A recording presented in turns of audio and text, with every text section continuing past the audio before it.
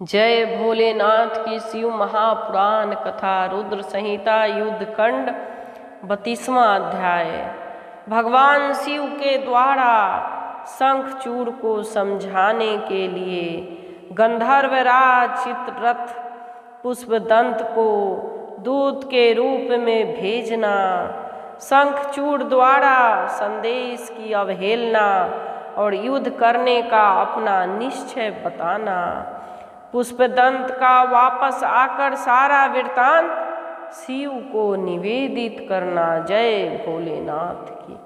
सन्नत कुमार जी बोले, तब दुष्टों के लिए काल स्वरूप तथा सज्जनों के रक्षक महारुद्र ईश्वर ने देवताओं की इच्छा से अपने मन में शंखचूड़ के वध का निश्चय किया और गंधर्वराज चित्ररथ पुष्पदल की अपना अभीष्ट दूत बनाकर शीघ्र ही प्रसन्नता पूर्वक शंखचूड़ के समीप भेजा। तब सर्वेश्वर की आज्ञा से वह दूत इंद्र की अमरावती पुरी में भी अधिक ऐश्वर्य संपन्न तथा कुबेर के भवन से भी उत्कृष्ट भवनों वाले उस दैतेंद्र के नगर में गया। उसने वहां जाकर 12 दरवाजाओं से युक्त शंखचूड़ का भवन देखा, जहां प्रत्येक द्वार पर द्वारपाल नियुक्त थे।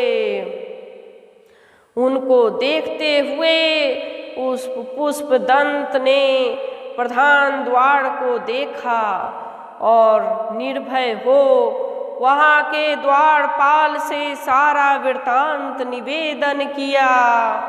तब अत्यंत सुंदर, रम्य, विस्तृत तथा भली भांति अलंकृत उस द्वार को पार करके वह प्रसन्नता पूर्वक भीतर गया।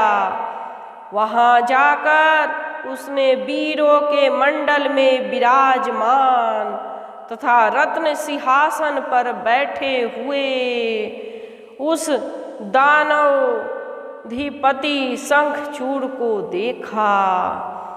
उस समय वह 3 करोड़ दैत्यों से घिरा हुआ था तथा वे अपनी सेवा कर रहे थे और अन्य 100 करोड़ दानव हाथों में अस्त्र लेकर उसके चारों ओर पहरा दे रहे थे।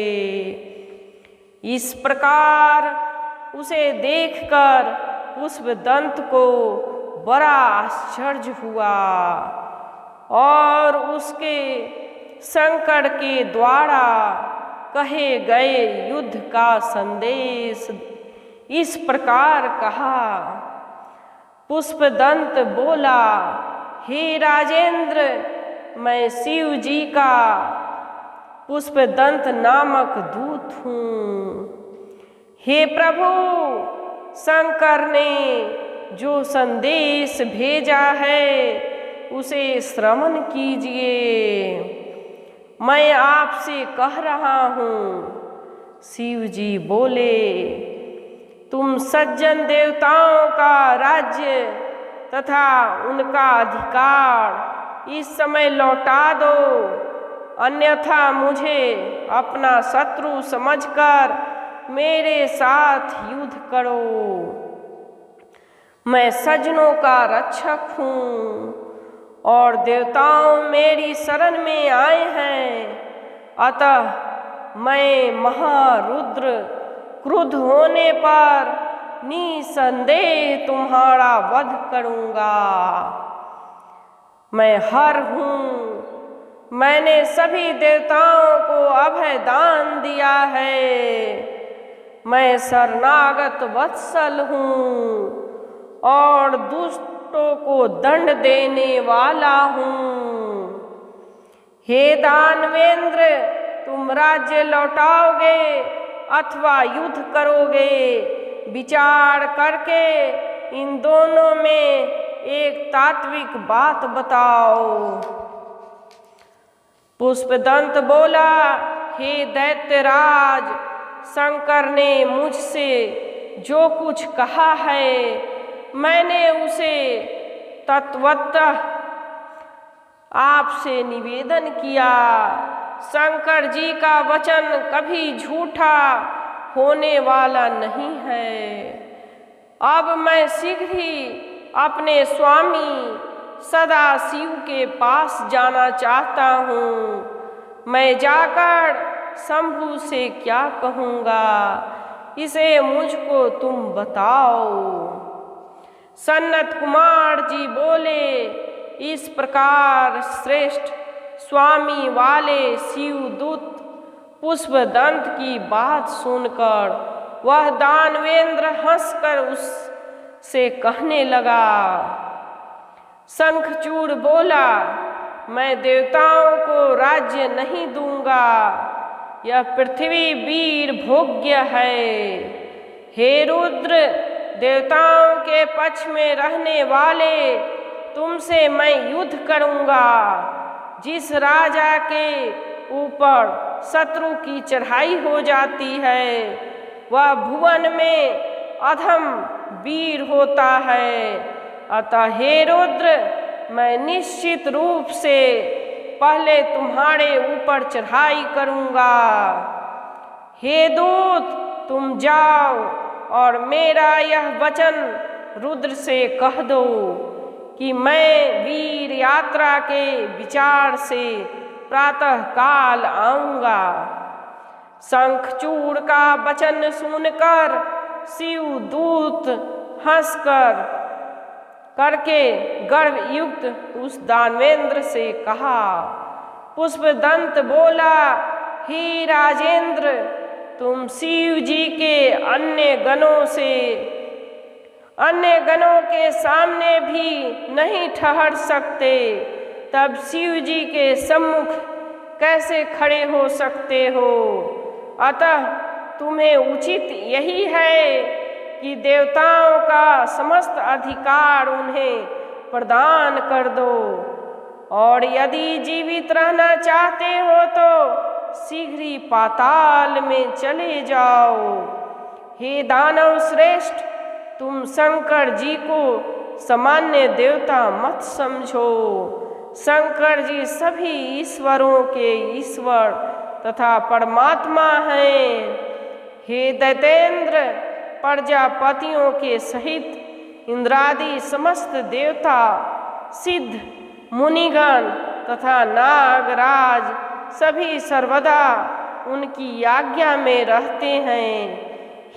वे विष्णु तथा ब्रह्मा के स्वामी हैं, और वे सगुण होकर भी निर्गुण हैं। जिनके भृकुटी को टेढ़ा करने मात्र से सभी का प्रलय हो जाता है। शिव का यह पूर्ण रूप लोक संहार कारक है। वे सज्जनों के रक्षक, दुष्टों के हंता, निर्विकार तथा पड़ से भी पड़े हैं। वे महेश्वर, ब्रह्मा तथा विष्णु के भी अधिपति हैं। हे दानव श्रेष्ठ, उनकी आज्ञा की अवहेलना नहीं करनी चाहिए। हे राजेंद्र, बहुत कहने से क्या लाभ।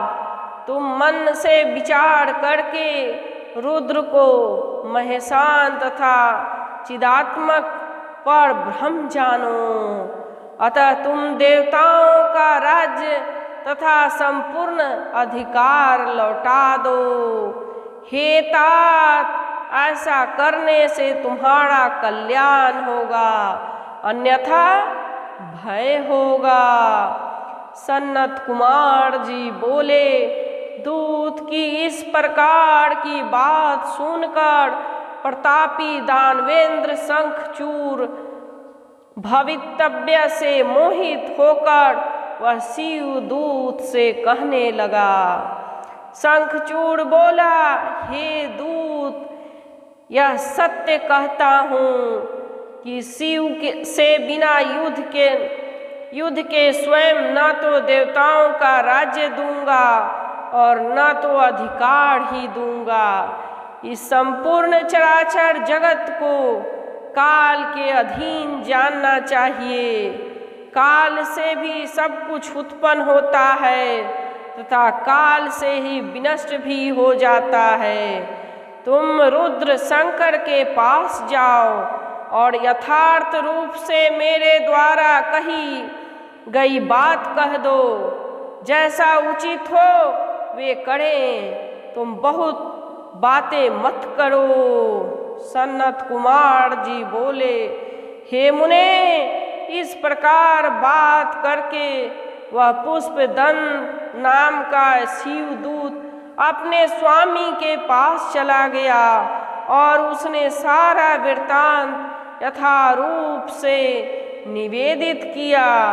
जय भोलेनाथ की 32वां अध्याय युद्ध खंड समाप्त।